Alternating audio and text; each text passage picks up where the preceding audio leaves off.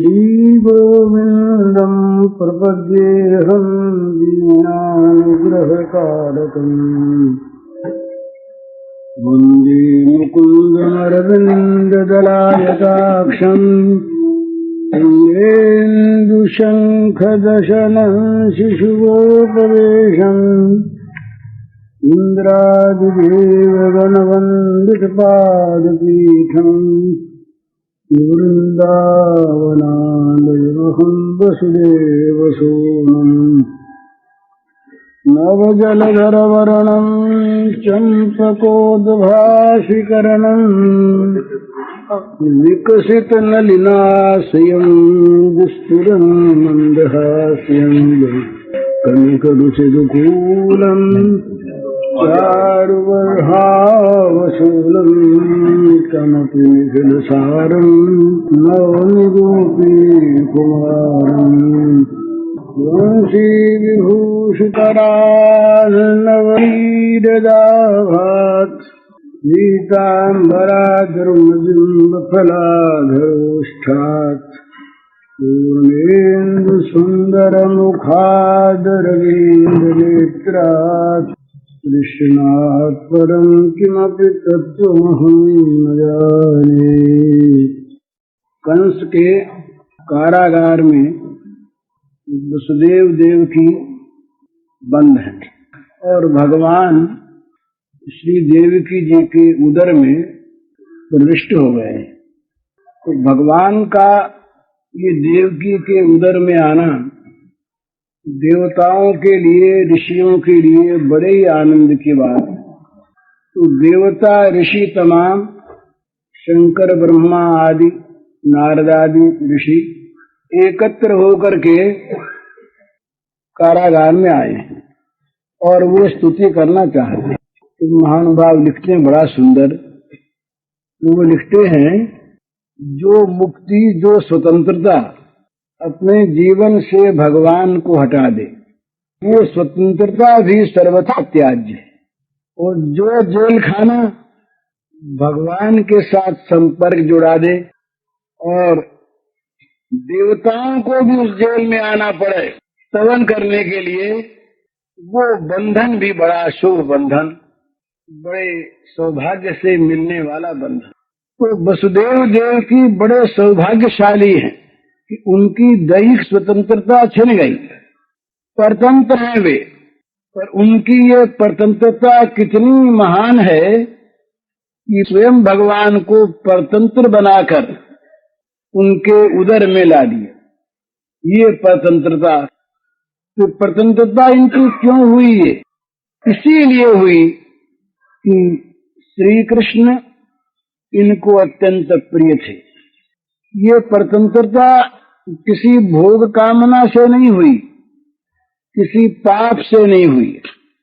भगवान में एकांतिक मन लग जाए, बुद्धि लग जाए, बाहर का कोई काम रहे ही नहीं। इसलिए भगवान ने मानो अपने पधारने से पूर्व ही वसुदेव देवकी को ध्यान लगाने का अवसर दे दिया। तो देवता लोगों ने देखा कि जो चराचर विश्व में व्याप्त भगवान है उनकी तो स्तुति किए करते हैं। ये जो स्तवन है यहाँ पर, ये देवकी गर्भ में स्थित भगवान का स्तवन है, भला मंगल विग्रह वाले भगवान का स्मरण है।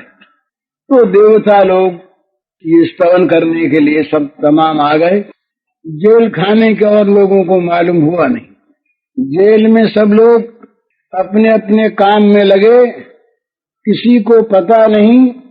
और देवता लोग अपनी सिद्धि से सबको सम्मोहित करके पधार गए और भगवान का स्तवन उन्होंने आरंभ किया। उस स्तवन का जो पहला श्लोक है उसको तो जरा विस्तार से कह दें, उसके बाद फिर देखा जाएगा। तो पहला श्लोक है, ब्रह्मा जी बोले, देवता बोले, सत्यव्रतम सत्य परम त्रिसत्यम सत्यस्य योनिम निहितम च सत्ये सत्यस्य सत्यम मत सत्यनेत्रम सत्यात्मकम त्वां शरणं प्रपन्नाः। 8 विशेषण दिए हैं भगवान। आप सत्य व्रत हैं, सत्य पर हैं, त्रिसत्य हैं, सत्य सत्य की योनि है, सत्य हैं, और सत्यमत सत्य नेत्र हैं, सत्यात्मक है। तो इस पर वैष्णव दोषानिकार लिखते हैं, बड़ा सुंदर भाव है। वो लिखते हैं कि जब देवता आए, देवता आ तो गए, पर देवताओं ने सोचा कि स्तुति क्या करें, इनका गुणगान क्या करें, जिनके गुणों का कहीं था ही नहीं, जिनके अनंत गुण हैं, अनंत गुणवान भगवान के गुणों का वर्णन करना ये तो असंभव है, बल्कि गुण वर्णन करने जाकर गुणों को सीमित करना है। इसलिए संकोच हुआ। फिर मन में आया कि कोई बात नहीं, इनका एक स्वभाव है, ये नाराज नहीं होते, बहुत थोड़े को ही बहुत बड़ा मान लेते हैं। पत्रम पुष्पम फलम तोयम यो में भक्त्या प्रयच्छति। भक्ति पूर्वक प्रेम पूर्वक इन्हें अगर एक चुल्लू जल भी दिया जाए, तुलसी का एक पत्र भी दिया जाए, तो ये उसको बहुत बड़ा मान लेते हैं। तो कोई डर की बात नहीं है, वो ये तो प्रसन्न नहीं होंगे। मच्छर भी तो आकाश में उड़ते हैं, उनका भी उड़ना कहलाता है, यद्यपि उनकी उड़ान क्या होती है। इसी प्रकार भगवान का गुणगान ब्रह्मा जी वगैरह सोचते हैं कि हम क्या करें, ये तो मच्छर के उड़ने के समान है, पर आकाश अनंत है, तो मच्छर का भी आकाश उड़ना मान लेता है, अवकाश देता है उड़ने के लिए, तो भगवान हमें अवकाश देंगे। इस प्रकार से मन में उनके ढाढ़स हुआ। तब बोले भाई ये करे तो सही, लेकिन बोले भी क्या, कुछ बोला जाए तब न। तब त्वाम शरणम प्रपन्ना, हर विशेषणों से भगवान को संबोधन करके बोले कि महाराज हम तो आपकी शरण में आए हैं, कुछ कहना सुनना नहीं, आप जो कुछ वाणी से कहलवा दो वो भले ही कह दें, हम तो आपके शरण में आ गए हैं। दीनहीन शरण में कौन आता है, तो शरण में जो आता है उसमें सबसे पहली चीज होती है दैन्य, असामर्थ्य का बोध।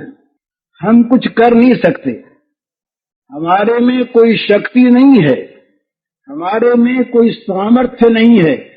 इस प्रकार का जिसको निश्चय बोध होता है वो किसी की शरण में जाता है। वैसे आगे भी आएगा इसमें, जहां तक सामर्थ्य का बोध है, हम कुछ कर सकते हैं, वहां वो दूसरे की ओर क्यों देखेगा, दूसरा हमारा कुछ भला कर देगा, इस तरफ उसकी दृष्टि क्यों जाएगी।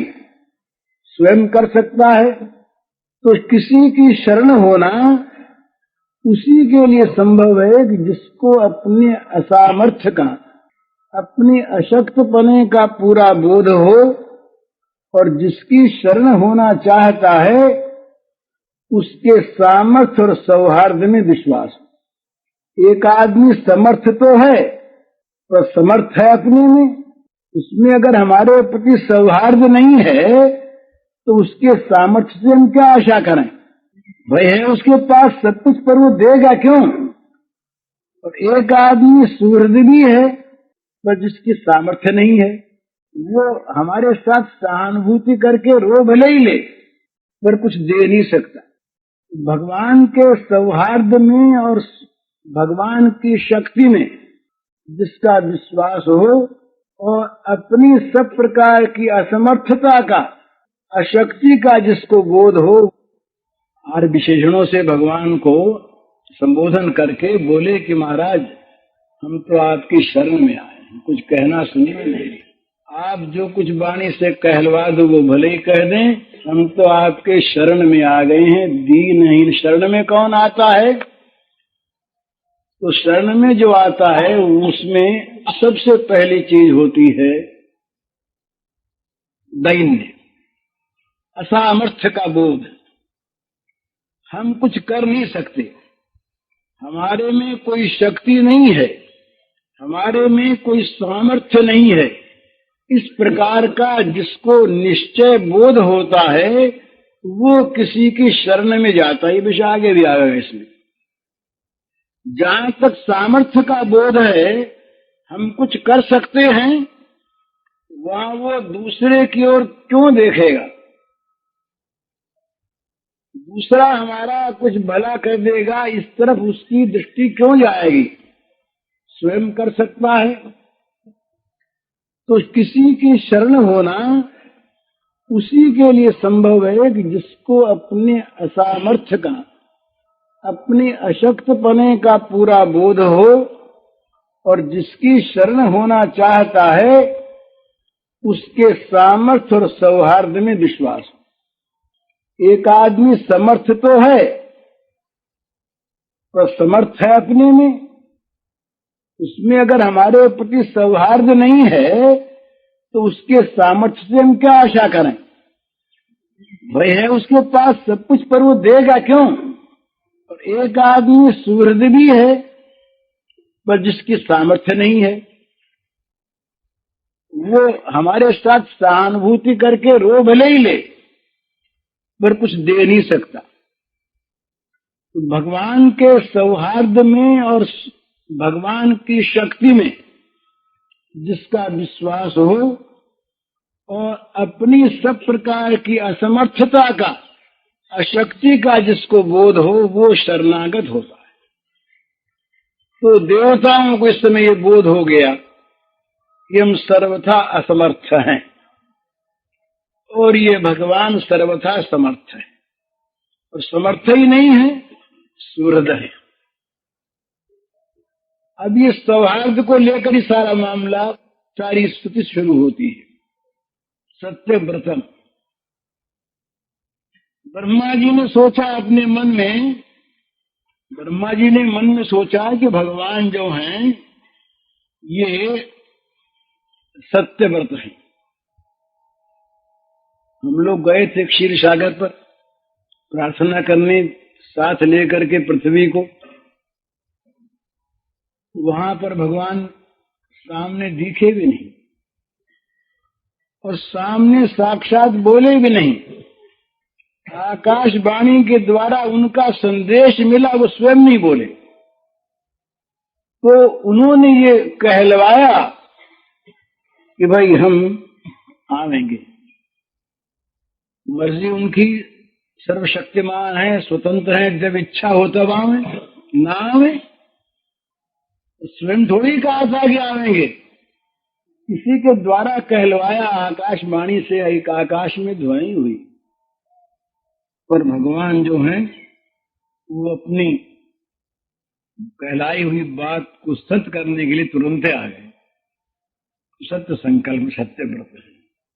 ब्रह्मा जी के मन में सबसे पहली ये बात उदय हुई कि देखो ना कैसे सत्य संकल्प है, कैसे सत्य व्रत है। जरा सा इशारा किया था आवेंगे, स्वयं भगवान आवेंगे। उनको मालूम है, आकाशवाणी ने कहा उनको मालूम है वे आवेंगे। तो इसको सत्य करने के लिए स्वयं भगवान और देवकी के गर्भ में आ गए। ये सत्य संकल्प है। तो भगवान से पहले बोले सत्यव्रतम। महाराज आप सत्यव्रती हैं, आप सत्यव्रती, सत्य संकल्प हैं। उसके बाद साथ ही ब्रह्मा जी तो सब कुछ जानते हैं ना, तो ब्रह्मा जी के मन में एक चीज और आई। वो आई ये कि सत्यव्रत जो है ना, तो इन्होंने बार बार कहा है अवतार शरीर में भी और यूं भी कि जो हमारा हो जाता है, सकदेव प्रपन्नाय तवास्मि याचते अभिम सर्वभूत, इसमें दूसरा पाठ, अभयम सर्वदा तस्मै ददामि तद्व्रतम मम। जो एक बार भी मेरे शरण हो जाए, जो कह दे मैं आपका, उसको सदा के लिए अभय कर देना, निर्भय पद दे देना, ये मेरा व्रत है, सत्य व्रतम। तो अब ब्रह्मा जी ने सोचा कि अब तो काम बन ही गया, ये सत्य व्रत है ही, और इनका कहा हुआ है कि जो एक बार ये कह दे कि मैं तुम्हारा हूं, उसको अभय कर देते हैं। तो हम तो इनके हैं ही, तो हमारा काम हो गया, बन गया काम। तो अब बोले सत्य परम, सत्य परम। बोल में ये शरणागत होना चाहिए, ठीक ना?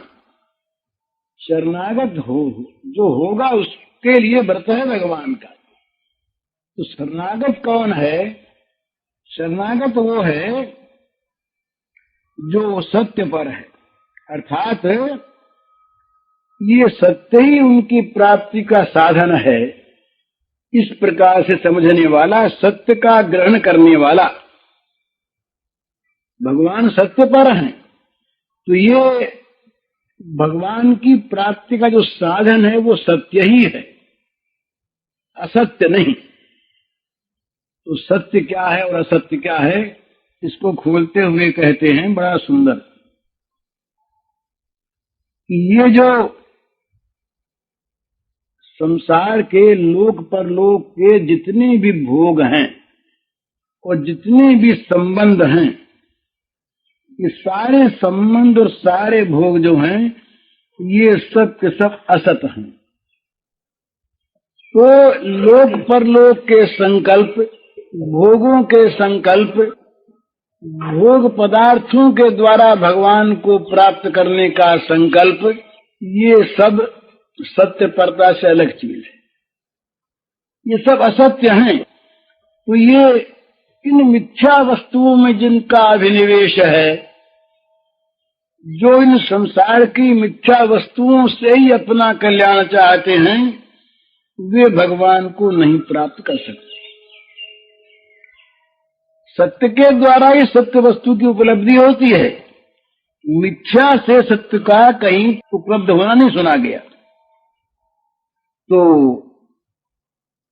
असत्य जो है, इसका त्याग जो करता है उसको भगवान मिलते हैं, भगवान सत्य पर हैं। तो इसलिए जो बहिर्मुख जीव हैं वे भगवान को प्राप्त नहीं कर सकते, क्योंकि वे शरण में जाएंगे ही नहीं, उनका इस सत्य पर विश्वास ही नहीं होगा। वे तो इस सत्य के समीप जाकर के भी और असत्य का ही संपादन कराना चाहेंगे सत्य के द्वारा। ये भगवान से भोगों को मांगना, ये सत्य के द्वारा असत्य का संपादन करवाने की चेष्टा करना है, असत्य है। और वो त्रिकाल सत्य अभी आवेगा, त्रिसत्यम। तो भगवान जो त्रिकाल सत्य हैं उनसे और भोगों को मांगना, ये बड़ा भारी मोह है, असत्य का आचरण है। दूसरी बात कहते हैं कि ये जगत की असत्य वस्तुओं में जब अभिनिवेश हो जाता है तो बुद्धि इतनी विकृत हो जाती है कि भगवान की सत्यता में भी संदेह करने लगता हुआ, और वो समझता है कि ये भगवान तो जो आने जाने वाले भगवान हैं, बोले ये बहुत ऊंचे, अपने को विज्ञान संपन्न मानने वाले लोग भी ऐसा मान लेते हैं। असत्य की उपासना करते करते उनको असत्य की उपलब्धि होती है, तो असत्य का आरोप सत्य में भी फिर वो कर बैठते हैं। तो ऐसे लोग जो हैं बहिर्मुख जीव, वो कहते हैं कि ये अवतार क्या है, ये सब माया की चीज है, कुछ है नहीं। जो गर्भ में आया वो भगवान कैसा, तो इसलिए तो बीच में दिखने वाली चीज है। लेकिन बोले ये बात ठीक नहीं, भगवान जो है ये ऐसे नहीं है कि जो अब हैं और पहले नहीं थे और पीछे नहीं रहेंगे। ये भगवान त्रिसत्य हैं, त्रिसत्यम। भगवान सत्य व्रत हैं, सत्य संकल्प हैं। भगवान की प्राप्ति सत्य के सेवन से होती है, सत्य के सेवन करने वाले को भगवान मिलते हैं, क्योंकि भगवान त्रिसत्य हैं। ये पहले भी थे, अब भी हैं और पीछे भी रहेंगे।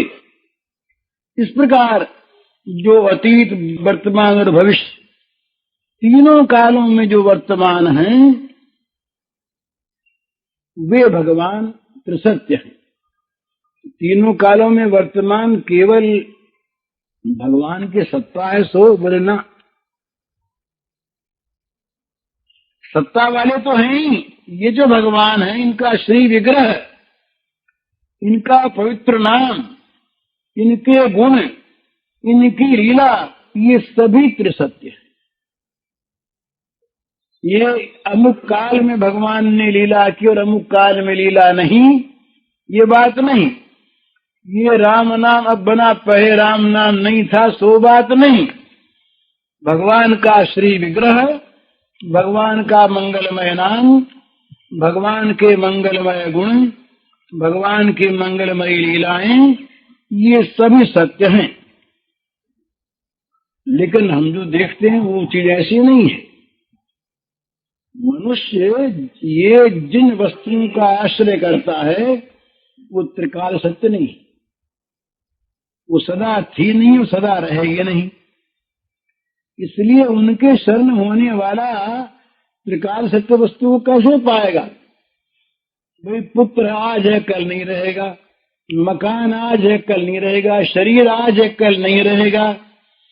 तो जो इन वस्तुओं का आश्रय करते हैं, लोकों का, वस्तुओं का, पदार्थों का, प्राणियों का, ये सत्य वस्तु का आश्रय नहीं है, क्योंकि ये त्रिकाल सत्य नहीं है।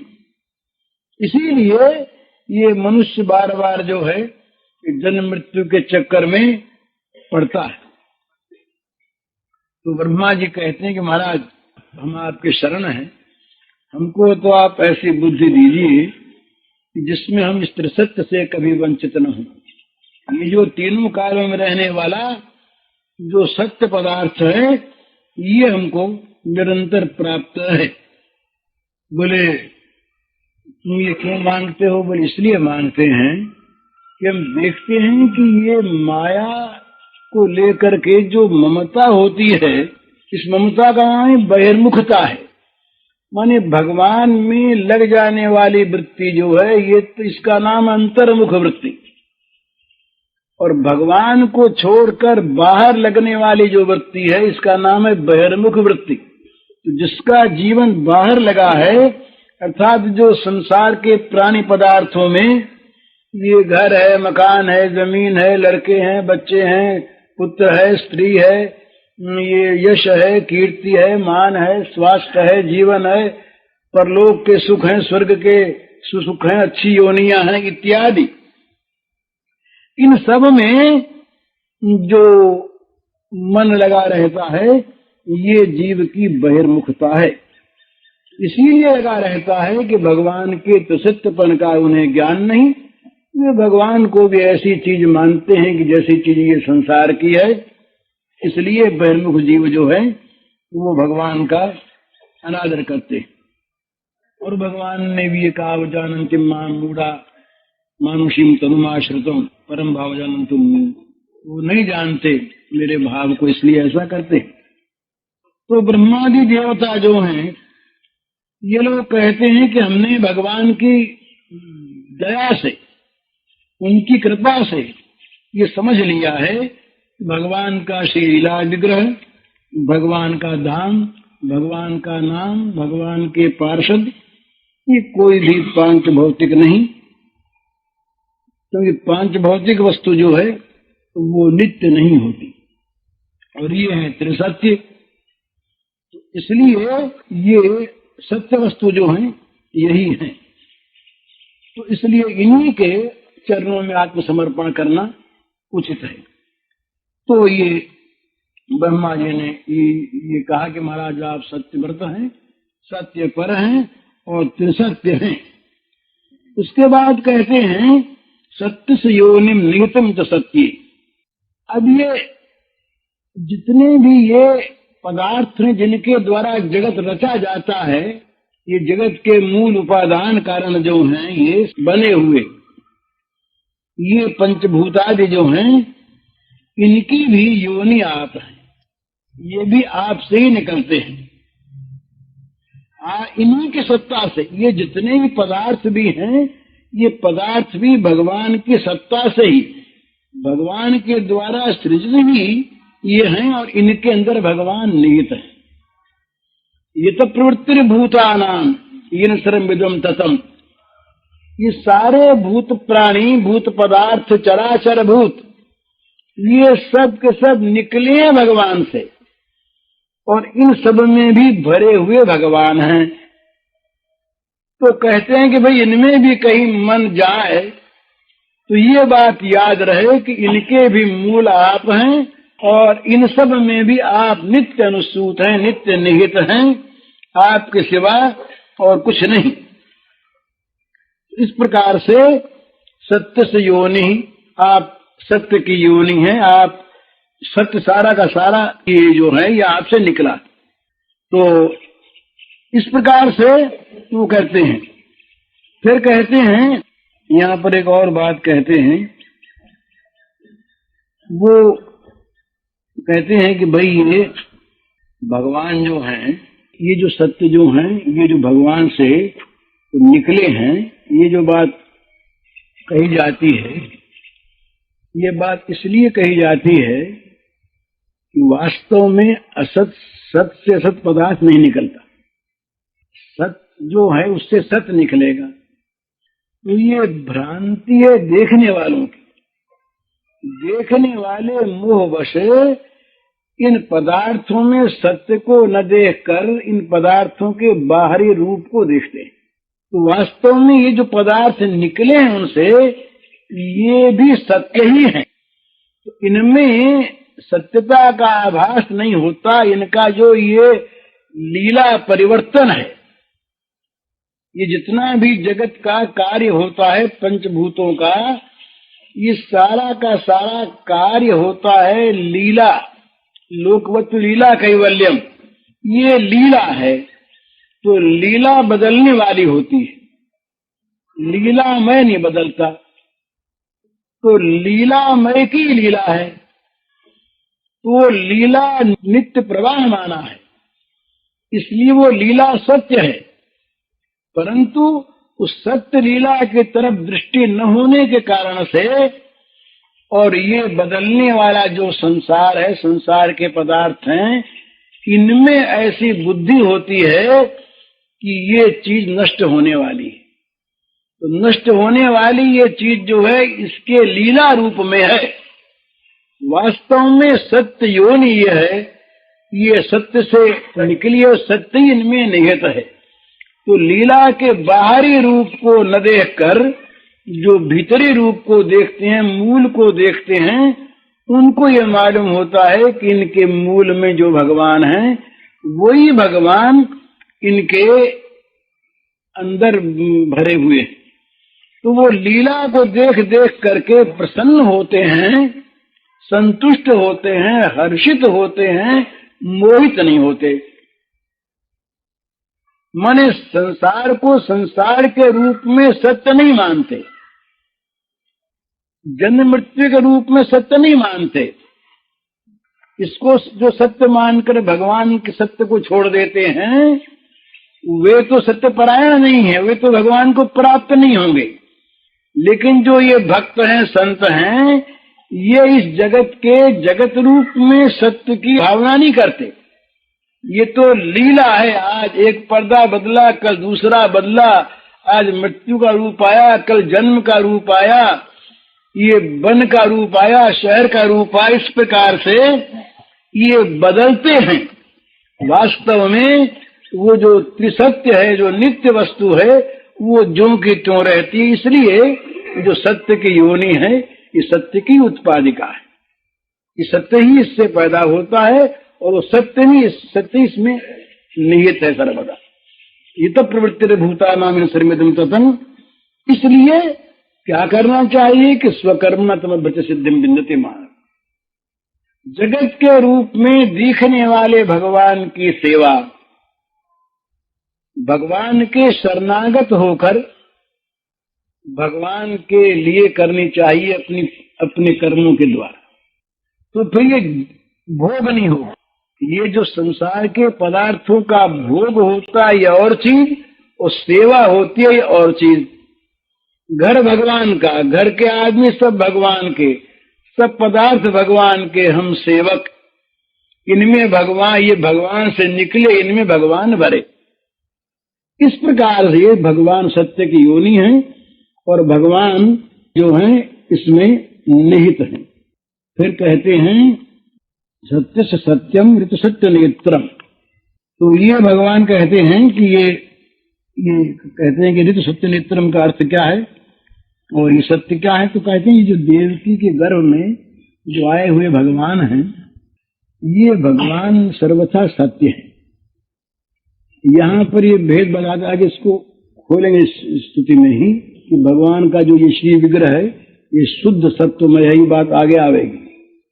तो ये जो भी शरीर बना होता है पंचभूतों से, और जिस शरीर में ये अस्थि मज्जा मेद मांस रक्त इत्यादि ये पांच भौतिक होते हैं, और जो कर्म बस आता है वो देह असत है, वो सत्य नहीं है।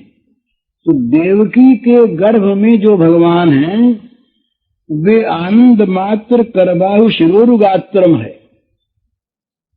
वो जो दिव्य चिन्मय आनंद है, दिव्य चिन्मय आनंद जो नित्य है, सत्य है, वो सच्चिदानंद घन रूप जो परमानंद है, वही परमानंद यहाँ पर हाथ कान नाक मन बुद्धि इंद्रियां ये सब बना हुआ है, और वही ये गर्भ में निर्मित हुआ है, सो नहीं, सत्य है ना। तो गर्भ में नहीं बना, ये पहले भी था, अब भी है, इसके बाद भी रहेगा, और ये किसी चीज से बना है, सो नहीं, ये स्वेच्छामय, ये नित्य है। माने ये समझने की चीज है कि भगवान के लिए ऐसा आता है कि ये भाई देवकी के गर्भ में आए, तो वैकुंठ से आए या गोलोक से आए तो वो स्थान खाली हो गया होगा, क्योंकि एक आदमी दो जगह रह नहीं सकता, एक बात। और आए तो कैसे आ गए, इतना बड़ा हाथ पैर वाला कोई पेट में पहले आता नहीं, पेट में बनता है, और जो बनता है उसके लिए कुछ सामग्री चाहिए, तो शुक्र शोणित को लेकर के वो बनता है, और वही चीजें उसमें अस्थि मेद मज्जा मांस इत्यादि नाड़ियां और हड्डियां बन जाती हैं, और उसके बाद वो बढ़ता है और फिर नष्ट हो जाता है। ये है पांच भौतिक देह जो असत देह है। तो भगवान कहते हैं कि जो देवकी गर्भ में आए हुए भगवान हैं ये असत नहीं है, ये सत्य हैं, सत हैं। इनमें किसी प्रकार की आई हुई सत्ता नहीं है, ये अभी निर्मित हुई वो चीज पहले नहीं थी, सो बात नहीं है। ये तो यहाँ पर ये देवकी के गर्भ में आए हुए भगवान का स्तवन कर रहे हैं ना, लीला विग्रह का। तो लीला विग्रह के लिए संकेत कर रहे हैं कि जो लीला विग्रह है भगवान का, ये सच्चिदानंद घन विग्रह है।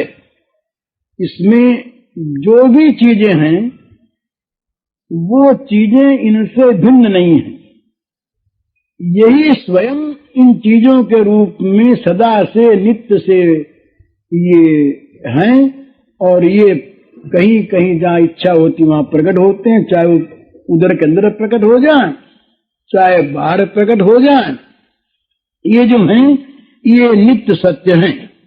तो ब्रह्मा जी जो ये जो हैं ये उनकी सत्यता का योग कीर्तन करने के बाद अब कहते हैं ऋत सत्य नेत्रम, ऋत और सत्य के ये प्रवर्तक हैं। तो ये हम लोग जो हैं संसार के जीव, ये तो जड़ वस्तु में मैं और मेरा अभिमान करते हुए और माया के मोह में पढ़कर सदा सर्वदा असत वस्तु में अभिनिविष्ट रहते, सत्य का संधान नहीं पाते। तो भगवान कृपा करके लीला जब करते हैं तो ऐसे लोगों के लिए भी ये ऋत और सत्य का प्रवर्तन करके और इनको कृतार्थ करते हैं। तो श्रीधर स्वामी ने इसका अर्थ किया है, ऋतम च सुंदरता वाणी सत्यम च समदर्शनम।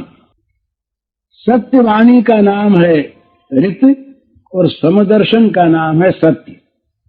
तो भगवान जो हैं ये इनमें दोनों बातें हैं। भगवान ये सत्य भी हैं, ऋत भी हैं और समदर्शन भी हैं। तो ये कहते हैं कि ऋत क्या है, ऋत खोलते हैं। ऋत कहते हैं कि जो केवल सत्य हो उसका नाम ऋत नहीं है। जिस सत्य के साथ साथ हित लगा हुआ हो, प्रियता लगी हुई हो, उसको ऋत कहते हैं, नहीं तो केवल सत्य ही कहते हैं। ऋत कहने का अर्थ है कि जिसमें साथ साथ मधुरता भरी हुई है उसका नाम ऋत है। तो भगवान जो हैं इनका प्रत्येक सत्य मधुरतामय होता है। तो ये भगवान में ऋत सत्य है, भगवान इस सत्य के प्रवर्तक हैं। दूसरी बात भगवान में क्या है कि ये जगत में जो विभिन्नता देखते हैं ना, वो समदर्शी नहीं है। विभिन्नता व्यवहार में है, विभिन्नता वास्तविक नहीं। तो सत्य का अर्थ ही है समदर्शन। असत्य के दर्शन से जो अलग हो गया वो सत्यदर्शी है। तो सत्यदर्शी विषमदर्शी नहीं होता। जिसको ये बात ठीक ठीक दिख रही है कि एकमात्र भगवान ही सब कुछ है, ये भगवान ही की मूर्ति सब है, भगवान ही सारे रूपों में अभिव्यक्त हो रहे हैं, इस प्रकार जो भगवान को देखता है वही ठीक देखता है, तो वो होता है समदर्शी। तो समदर्शी का अर्थ है भगवतदर्शी। तो जैसे भगवान सारे जगत में समता देखते हैं, अपने आप को देखते हैं, इसी प्रकार भगवान के भक्त समस्त जगत में अपने भगवान को देखते हैं। उनके मन में, उनके नेत्रों में ये बात आ जाती है। इसका अर्थ ये नहीं है कि वो सत्य को देख करके व्यवहार में कोई गड़बड़ी करते हों। चैतन्य चरितामृत में कहा, स्थावर जंगम देखे ना देखे तार मूर्ति, सर्वत्र ही हो तार निज इष्ट स्फूर्ति। जड़ चेतन जो कुछ भी सामने आता है उसमें उनको अपने इष्ट की स्फूर्ति होती है, परंतु विद्या विनय संपन्न ब्राह्मणे गविहस्तिनी सुनी चैव स्वपाके च पंडिता समदर्शिनः। भगवान की इस वाक्य के अनुसार वे समदृष्टि संपन्न होने पर भी सम व्यवहार वाले नहीं होते। सम व्यवहार या तो पशुत्व है और या उन्मत्तता है, सम व्यवहार नहीं होता। वे व्यवहार में तो यही काम करेंगे जो जहां पर करना है। ये बड़ा सुंदर लिखते हैं, वो लिखते हैं कि तत्व के व्यक्ति जो हैं वो वस्तु में भेद नहीं करते, वो ब्रह्म सत्ता भगवत सत्ता में भेद नहीं करते, परंतु वो उनको दूध की आवश्यकता होगी तो गाय के बदले में वो कुतिया का दूध नहीं दुहेंगे, और भूख लगने पर वो चांडाल भोजन नहीं करेंगे। और इसी प्रकार से सवारी के लिए वो कुत्ते का गाय का प्रयोग नहीं करेंगे, लेकिन गाय में, कुत्ते में, चांडाल में, हाथी में और विद्या विनय संपन्न ब्राह्मण में वो सर्वथा और सर्वदा एक भगवान को देखेंगे। तो कहते हैं कि आप जो हैं अपनी लीला के द्वारा, आपका न कोई शत्रु है न कोई मित्र है, न कोई अपना है न कोई पराया है, अपनी लीला के द्वारा आप समदर्शी होकर के भी और ये दिखलाते हैं कि समदर्शन में तो कभी फर्क पड़े नहीं, और व्यवहार जहां जैसा करना हो वैसा करे। तो इसलिए आप ऋत सत्य नेत्र हैं, ऋत के और सत्य के इन दोनों के प्रवर्तक हैं। तो भगवान के लिए वो सत्यव्रत सत्यपर इत्यादि कहने के बाद और ये इससे उन्होंने ये दिखलाया कि भगवान, भगवान के गुण, भगवान का महात्म, भगवान की लीला, भगवान के नाम रूप, ये सभी अनंत हैं और सत्य हैं। तो फिर अब इनका वर्णन कहां तक करें, तो अंत में बोले सत्यात्मकम, आप महाराज सत्य स्वरूप हैं, सत्यात्मक। तो यहाँ सत्यात्मक का अर्थ करते हैं कि सत्य आत्मा यस्य तम, जिनका आत्मा सत्य है वे सत्य आत्मा है। तो जीव मात्रा की आत्मा तो सत्य है, मिथ्या कभी है नहीं। तो इसलिए सत्यात्मक शब्द जो है ये इतने में शेष नहीं होता, ये तो प्रत्येक जीव सत्यात्मक है। तो यहां कहते हैं कि भाई उसमें अंतर क्या है कि सर्वे नित्या शाश्वताश्च देहास्तस्य परात्मनः, ये भगवान का जो देह है और जीव का देह है, इसमें बड़ा भारी अंतर है। सत्यात्मा से केवल आत्मा ही का बोध नहीं है, जो कुछ भी है ये सभी सत्य है। भगवान जो है इस देवकी के गर्भ में आए हुए भगवान हैं, ये सत्यात्मक हैं, सर्वथा सत्य रूप हैं।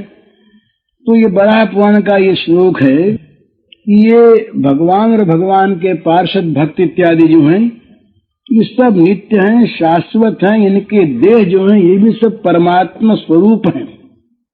तो भगवान का जो देह है ये भगवान के स्वरूप के अतिरिक्त कुछ नहीं है। भगवान के जो गुण हैं ये भगवान के अतिरिक्त कुछ भी नहीं है। तो भगवान क्या सगुण और निर्गुण दो चीज है? बोले नहीं, दो नहीं। निर्गुण का अर्थ यह है कि जिसमें भगवान के स्वरूप भूत गुण के अतिरिक्त और गुण न हो, जो त्रिगुणात्मक गुणों से रहित हो। इसका यह अर्थ नहीं कि उसमें अपने गुण नहीं है। जिसमें अपने गुण नहीं, अपनी गुण शक्ति नहीं, वो तो रह नहीं सकता, उसकी सत्ता नहीं। सच्चिदानंद भगवान कहते हैं। तो सत्य में अगर संबित शक्ति, चित्त शक्ति और आलादनीय शक्ति न हो तो सच्चिदानंद का स्वरूप सिद्ध नहीं होता। जो सच्चिदानंद घन है वे सच्चिदानंद भी सत चित्त आनंद शक्ति से युक्त हैं, तभी हैं। ये उनका स्वरूप है, अलग से आई हुई चीज नहीं। तो ये न हो तब क्या है? शून्य है। तो फिर बौद्धों के शून्य में और शंकराचार्य के ब्रह्म में कोई अंतर नहीं रहता। फिर शून्य है तो वो शून्य नहीं है, वो सच्चिद आनंद घन है। तो सच्चिदानंद घन जो है ये उनका स्वरूप भूत गुण है। इस गुण से नित्य समन्वित हैं। ये गुण उनका कभी जाता नहीं। लेकिन जो भगवान का दिव्य विग्रह है वो दिव्य विग्रह केवल भावात्मक गुण वाला नहीं है। वो जो दिखता है, जो स्पर्श में आता है, जिसको सुना जाता है, चखा जाता है, स्पर्श किया जाता है, वो सारा का सारा ही सत्यात्मक है, सच्चिदानंद घनमय है। तो भगवान जो हैं इनके लिए कहा कि आप जो है महाराज ये सत्यात्मक हैं।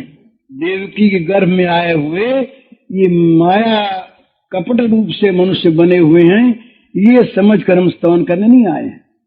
देवता जो स्वयं सत्य स्वरूप हैं और परम ज्ञान निधि हैं, वे देवता गर्भ में आए हुए किसी बालक का या किसी दंभ से या माया से कपट से बने हुए भगवान के रूप का स्तवन करने को नहीं आए हैं। वो कहते हैं कि हम तो आपको सत्यात्मक देखते हैं, आप सत्य हैं और आप जो सत्य हैं इन सत्य का ही हम स्तवन कर रहे हैं। तो ये जो आप सत्यात्मक हैं, इन सत्यात्मक भगवान का हम स्तवन करते हैं और हम इनके शरणापन्न हो। तो सत्यात्मकम त्वाम शरणम प्रपन्नाः। हे भगवान आप सत्य विग्रह, ये सत्य विग्रह न हो उसका क्या विश्वास करें? आज शरण हो जाए, बोले कोई कपट से राजा बन के आ गया या कपट से कोई और चीज बन के आ गया, है तो नहीं, उसका स्तवन भी तो मिथ्या ही हुआ। वो देगा क्या? वो करेगा क्या? वो उस शरणागति क्या होगी उसकी? जो खुद जिसकी सत्ता नहीं वो शरण क्या देगा? तो सत्ता जो सत्यात्मक है, जिस श्री विग्रह के हम शरण में आए हैं वो श्री विग्रह सर्व स्वरूप भूत गुण संपन्न नित्य सत्य है। उसका प्रत्येक अवयव, प्रत्येक अंग, प्रत्येक उपांग, प्रत्येक लीला, प्रत्येक नाम, प्रत्येक गुण, ये सब का सब नित्य सत्य है। आप सत्य विग्रह हैं, कोई जागतिक वस्तु नहीं है। इसलिए बोले जीव जो है बड़ा अच्छा कर्म किया तो पहुंच गया स्वर्ग में, पर पुण्य क्षीण हुआ, वहां से आ गया, क्योंकि उसने न तो सत्यात्मक को प्राप्त किया और न सत्यात्मक के शरण हुआ वो। लेकिन भगवान कहते हैं कि जो मेरे पास आ गया, यद्गत्वा न निवर्तन्ते तद्धाम परमं मम, मेरे धाम से नहीं लौटता, इसका अर्थ है कि उसने सत्यात्मक को पा लिया। तो भगवान जो हैं कि सत्यात्मक हैं, ये समझ करके उनका भगवान का स्तवन किया इस रूप में। ब्रह्मा जी ने, हे भगवान, आप जो हैं ये प्रपंचातीत नित्य धाम में नित्य रहने वाले होते हुए ही भक्तों के लिए आप यहाँ अवतीर्ण हुए हैं। और कोई भी संसार में भी कोई आदमी अपने व्रत का भंग नहीं कर सकता, तो आपका तो ये आप सत्य व्रत हैं। इसलिए और अपने वचन को निभाने के लिए जो आपने पृथ्वी देवी को दिया था कि हम असुरों का नाश करने के लिए आएंगे, आप आए हैं, तो आप सत्यव्रत हैं, आप ही सत्य पर हैं, अर्थात सत्य ही आपकी प्राप्ति का साधन है। तो आप देवकी के गर्भ से अवतीर्ण होंगे, आप तो सत्य हैं। ऐसा नहीं कि आप अवतीर्ण होंगे, इसके पहले आप नहीं थे, पीछे आप नहीं रहेंगे, और आप सत्य हैं। आपके पिता, माता, सखा, प्रेयसियां, आपकी जो ये बाल पौगंड कैशोर अवस्था, ये सब भी सत्य है। इनमें कोई भी नवीन निर्मित विनाशी नहीं है। आप ये सारा का सारा सत्य, इस सत्य का ही आप सत्य दर्शन कराने के लिए जगत में अवतीर्ण होते हैं, हुए हैं। और जो सत्य पर हैं वही आप दर्शन कर सकेंगे। नहीं तो आपको देख करके भी, श्री विग्रह को देख करके भी असत ही मानते रहेंगे कि ये माइक है। तो आप नित्य निरंतर यहाँ अपने भक्तों को अपना सत्य दर्शन कराने के लिए आए हैं। तो हमारे पास कुछ है नहीं, हमारे पास तो अपना दैन्य है। हम आपके शरणागत हुए हैं। अब जो कुछ भी आप हमारे मुंह से कहलवाएं तो वो हम कह देंगे। ये इस श्लोक के, इसका टीका का चौथाई हिस्सा मैंने कहा है। बड़ा लंबी चौड़ी व्याख्या है, केवल बीच बीच से कही। फिर कहते हैं वो, एकायन वो सौ द्विफल स्त्रीमूल चतुर पंचविध षडात्मा सप्तत्वष्ट विष्टो नवाक्षो दशच्छदी दुख गो आदि वृक्ष। इस संसार को कहा है आदि वृक्ष, सत्य वृक्ष। आदि वृक्ष का अर्थ ये है कि ये अनादि है, ये कभी बना हो नया और कभी बिल्कुल नष्ट हो जाता हो, सो बात नहीं है। इसी को 15वें अध्याय में भी भगवान ने गीता में ऊर्ध्व मदशाखम ये कह करके इसका वर्णन किया है। तो ये आदि वृक्ष है। जीव कितने मुक्त हो जाएं, नए जीव न बनने पर भी ये आदि वृक्ष रहेगा ही। इतना अनंत है ये कि इसकी अनंतता की कोई संख्या नहीं है। क्यों संख्या नहीं है? कि ये वास्तव में ये भगवान की लीला का क्षेत्र है। ये जो इसके असली रूप को जानते हैं वो समझ जाते हैं कि ये लोकवत लीला कैवल्यम, ये भगवान की लीला का एक स्वरूप है। तो जैसे लीलामय नित्य है, उसी प्रकार ये लीला भी भगवान की नित्य है। ये सृजन संहार पालन, ये भगवान की लीला आज की नहीं और कभी रुकने वाली नहीं, बंद होने वाली नहीं, ये नित्य है। इसलिए आदि सनातन वृक्ष है। इस वृक्ष का कहते हैं एक आश्रय है। एक आश्रय क्या है? वो भगवान जो है ब्रह्म मूल, वो आश्रय हैं। पर वो आश्रय हो सकते नहीं बिना शक्ति के। उनकी जो प्रकृति है उसी को माना है इस वृक्ष का एक आश्रय। इस वृक्ष का आश्रय है भगवान की प्रकृति, जो परा अपरा रूप से फिर दो भांति के आगे चल के हो जाती है, और जो भगवान के स्वरूपा शक्ति है वो इसकी मूल है, वो इसका आश्रय, ऊर्ध्व मूल मध्य शाखा, वो इसका आश्रय है। इसके दो फल हैं, संसार का बंधन है। संसार के दो फल क्या हैं? सुख और दुख। गिर जाते हैं कि उनके अंदर एक ऐसा अभिमान उत्पन्न होता है जो भगवान और भक्त के चरणाश्रित नहीं होते। वे चरणाश्रित काहे के होते हैं? चरण तो उनके लिए है ही नहीं, तो वो होते हैं अभिमानाश्रित, विमुक्त मानिना, वो झूठ मूठ ही मान लेते हैं। तो ये जो अभिमानाश्रित होते हैं, ये भी अपनी तपस्या के बल से बड़ा ऊंचा उठ सकते। पाए सुरदुर्लभ पदादपि, जिस पद को देवता भी नहीं प्राप्त कर सकते उस पद को प्राप्त कर ले। देवताओं ने नहीं प्राप्त किया इंद्रत्व को, सब देवताओं ने, पर नहुष ने प्राप्त कर लिया। पर नहुष के भगवत चरणों का आश्रय नहीं था, देवताओं से ऊंचा उसने पद तो प्राप्त किया, इंद्र बन गया, लेकिन ऐसा गिरा कि फिर उसका पता नहीं लगा, हजारों वर्षों तक पड़ा रहा तिर्यक की योनि में। तो इसका मतलब क्या है कि केवल जो साधना में विश्वास करता है, ज्ञान में विश्वास करता है, समझ में विश्वास करता है, और जिसको भगवत चरणारविंद की और भक्त चरणारविंद की कृपा प्राप्त नहीं है, जो इनका आश्रय नहीं करता, वो गिर जाता है। वो गिर जाता है क्योंकि ये क्रम ये है। भगवान देवकी के गर्भ में आए हुए हैं, वो चरणारविंद वाले हैं, कर पदादि युक्त हैं, उन भगवान की स्तुति हो रही है। तो कहते हैं उसी से कि ये जो आपके जो चरण कमल है, ये जहाज हैं। ये चरण कमल के जहाज किनको प्राप्त हुए? आपके भक्तों को। वे भक्त तो पार हो गए, पार होकर इस जहाज को छोड़ गए। इस जहाज का जो आश्रय कर लेंगे वो गोवत्स पदवत पार हो जाएंगे, लेकिन इस जहाज का जो आश्रय नहीं करेंगे, इस जहाज का और जहाज के छोड़ने वाले उन महात्माओं का, वे लोग ऊंचे से ऊंचे पद पर जा करके भी गिर जाएंगे, क्योंकि उन्हें कोई बचाने वाला नहीं। अभिमान बचाता नहीं, गिराता है, और शरणागति गिराती नहीं, बचाती है। ये अंतर है यहाँ पर, ये समझने का अंतर है साधन में। ये भगवत शरणागति है, ये तो गिराती नहीं, गिरता, इसलिए ये अगले श्लोक में है, गिरता है उठा लेते हैं भगवान। और अभिमान है, ये धक्का मारता है।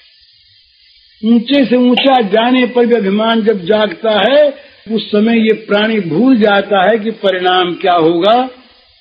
तो विमुक्त मानिना, जो अभिमानी हैं, अपने को मुक्त मानने वाले अभिमानी, वे अभिमानी गिर जाते हैं, उनको अभिमान का सहारा रहता है, और अभिमान धक्का देने वाला है, बचाने वाला नहीं। तथा नते माधव तावका क्वचित भ्रश्यन्ति मार्गा त्वयि बद्ध सौहृदाः त्वया विगुप्ता विचरन्ति निर्भया विनायका नीत मूर्धसु प्रभु। बड़ा सुंदर भाव है, जो आपके नहीं हो गए। तावका,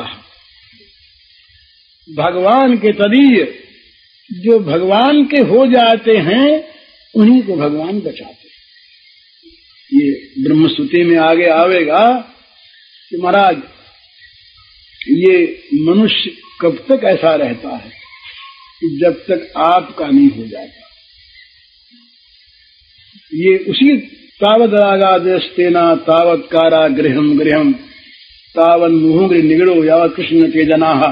हे श्री कृष्ण, जब तक ये तुम्हारे नहीं हो जाते तभी तक राग द्वेष रूपी चोर पीछे लगे रहते हैं, तभी तक ये घर का जेल खाना रहता है, जेल खाने के रूप में घर रहता है, तो मंदिर के रूप में हो जाता है, जेल खाना रहता है।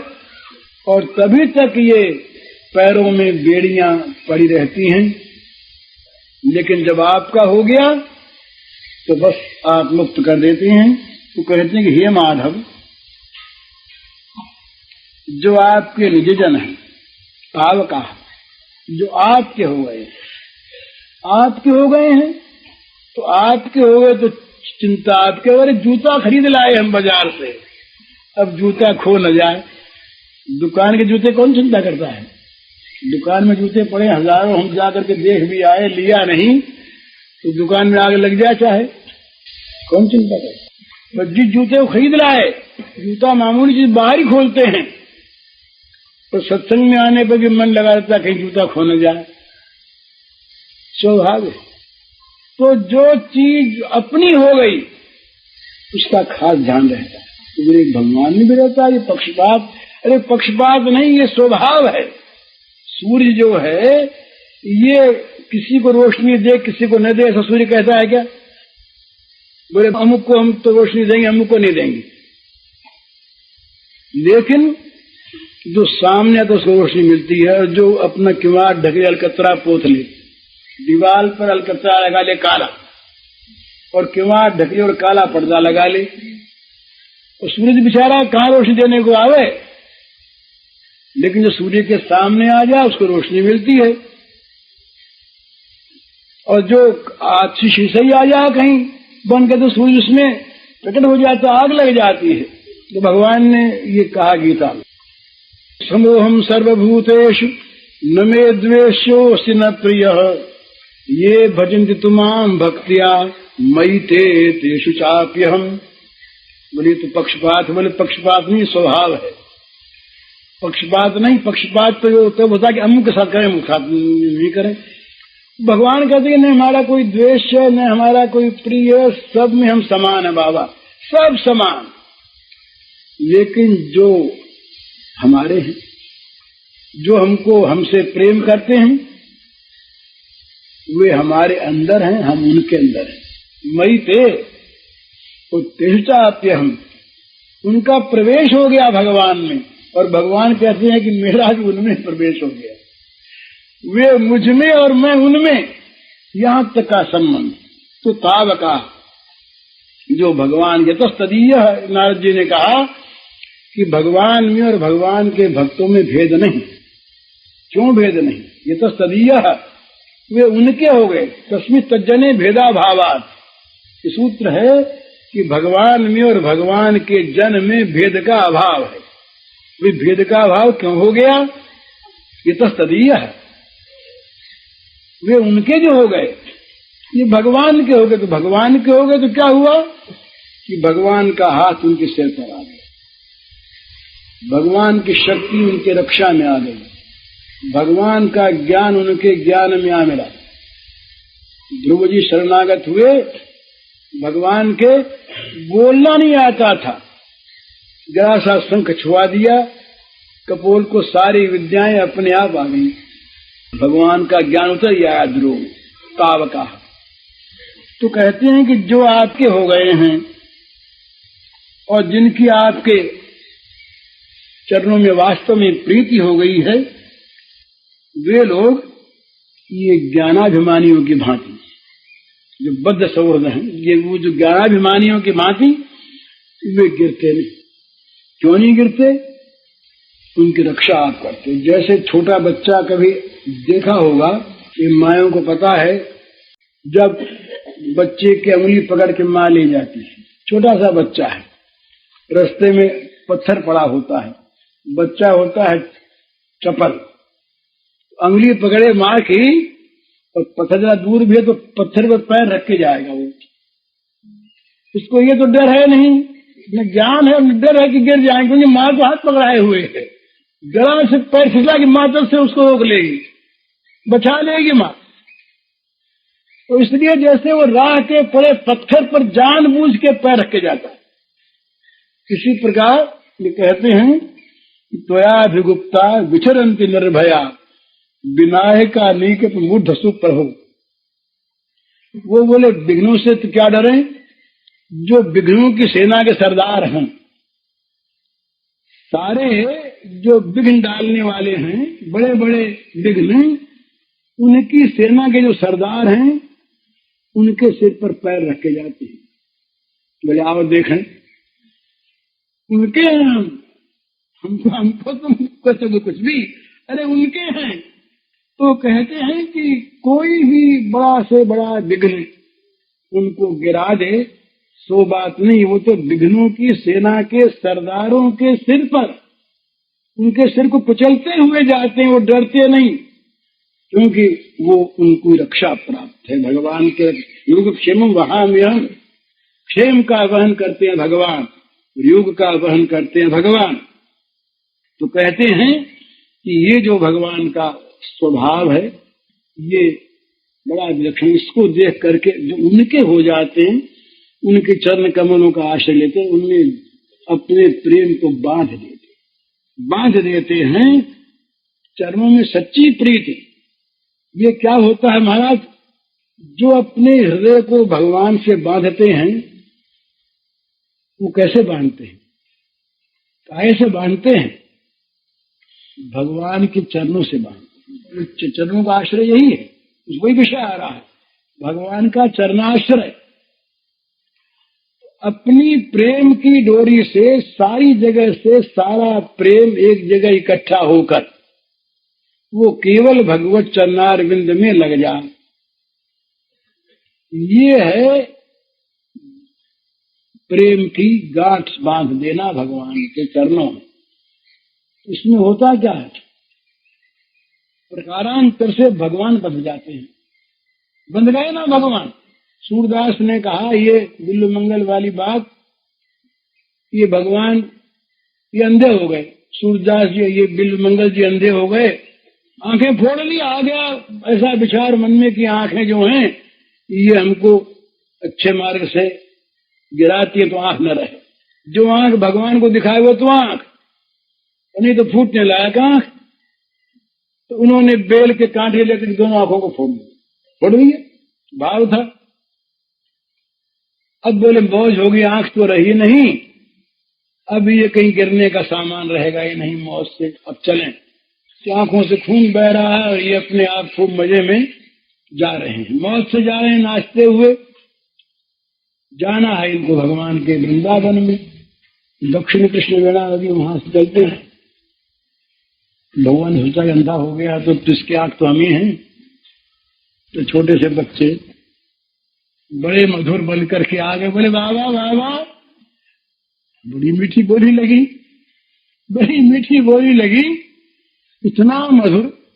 तो मन में आया कि सारे संसार को छोड़ के आया, आंख फोड़ी, तो फिर ये कहां से आ गया फंसाने वाला कोई, इसकी तो बोली फंसाती है। बोले भैया कौन हो, बोले हम यहीं रहते हैं बाबा, कुछ खाओगे? तो अब भूख तो लगी थी, बोले भैया भूख तो लगी है, कई दिन हो गए। बोले हम लाए हैं, देखो। सिंधोने में बड़ा सुंदर सुंदर, अब भगवान वो भगवान ही थे, भगवान का प्रसाद भी भगवान ही है, खाना ही भगवान ही। वो प्रसाद दिया तो वो बुढ़े ने खाया, ऐसा बढ़िया लगा, ऐसा बढ़िया लगा, ऐसा बढ़िया लगा अंधे को। बोले इतने ही लाए हो क्या? बहुत दिन का भूखा था। बोले और भी है, और दिया। अब कहाँ से तृप्ति है उसकी? बोले भैया रोज ले आया रोज ले आया करो। बोले अच्छी बात, रोज लाऊंगा। अब वो रोज ला के दे तो बोले तुम थोड़ी देर पास बैठ जाया करो, तुम बात सुनाया करो, तुम्हारी बात बड़ी मीठी लगती, तुम्हारी बोली बड़ी मीठी लगती, प्रसाद भी मीठा, तुम्हारी बोली भी मीठी। बोले अच्छी बात है, सुना है। बोले एक काम करो, हाथ तो तुम्हारा हाथ देखने, हाथ को लिया हाथ में तो अब तो बिजली दौड़ गई। अरे ये हाथ भगवान के वो ब्रह्म संस्पर्श हो गया ना। ये ज्ञानियों में ब्रह्म संस्पर्श होता है, कहीं बुद्धि में ही संस्पर्श नहीं मिलता उनको, तो संस्पर्श झूठी बोलते हैं। संस्पर्श कहाँ होता है? संस्पर्श नहीं होता, वो तो केवल विचार का संस्पर्श है।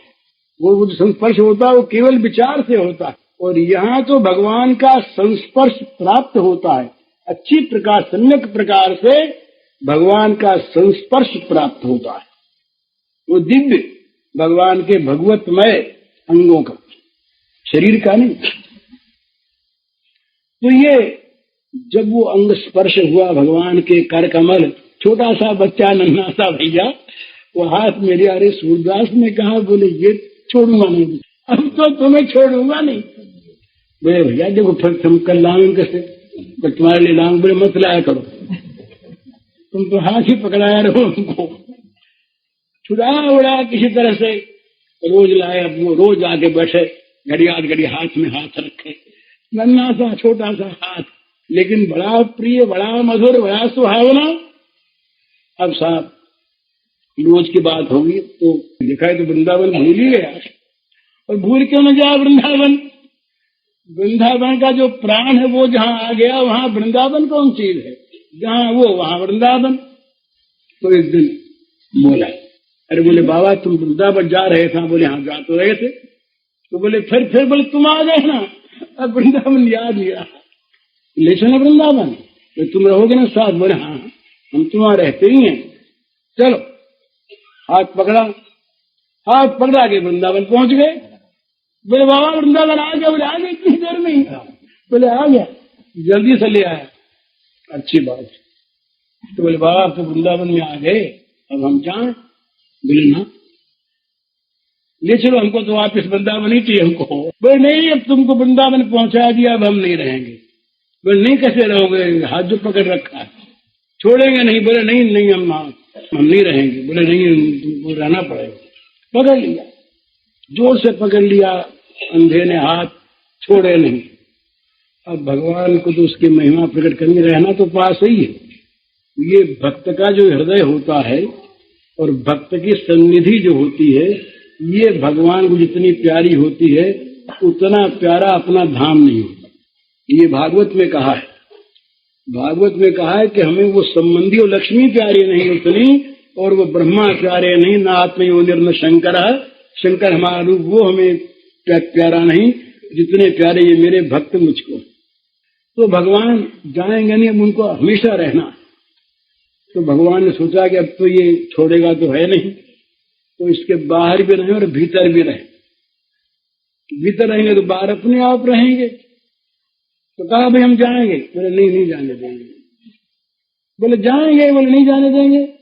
बोले अच्छा जाओ। यूं कहती भगवान ने कहा जाना तो कहें, तो रहना है बंद है। तो मन में बैठ गया आकर, उसने देखा कि तो अंदर बैठा हुआ है, ये तो बैठा दिख रहा है ना। अब तो बोले दिखने भी लगा, बाहर तो दिखता नहीं, तब तो दिखता जो है बैठा है यहाँ पर, दिखने लगा, प्रत्यक्ष बैठा हुआ, मौज हो गई। अब बोले देखो, अब अंदर से भगवान को पकड़ लिया, आलिंगन कर लिया। अभी तो केवल हाथ पकड़े था और अंदर वाले भगवान को जकड़ लिया। बोले छोड़ हाथ हमारा, जाएंगे, अभी इतनी देर हो गई है, तुम तुम्हारी खुशामद करते, बोले नहीं जाने देंगे। बोले जाएंगे। छोड़ा हाथ, धक्का दिया। ये बेचारा कौन सी ताकत थी, वो सर्वशक्तिमान अत्यंत बलवान, छूट गया हाथ। तो बोले जाता है, जा देखें जा।